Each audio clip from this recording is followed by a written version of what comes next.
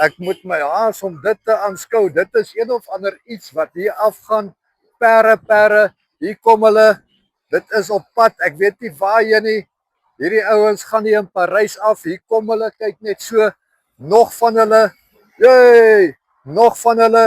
Kyk net hierso. Ons weet nie waarheen is hulle op pad nie. Woe, ha, kyk net hier kom hulle deur. Is 'n konvooi in Parys wat in daardie rigting beweeg. En dit is welkom.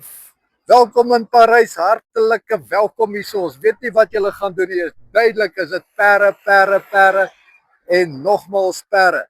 Ja, kyk net daai pragtige wit een daar agter. Hulle is in Parys, waarskynlik op pad Afridome toe en ons gaan vir julle vertel wat se geleentheid gebeur hierso in Parys by die Afridome.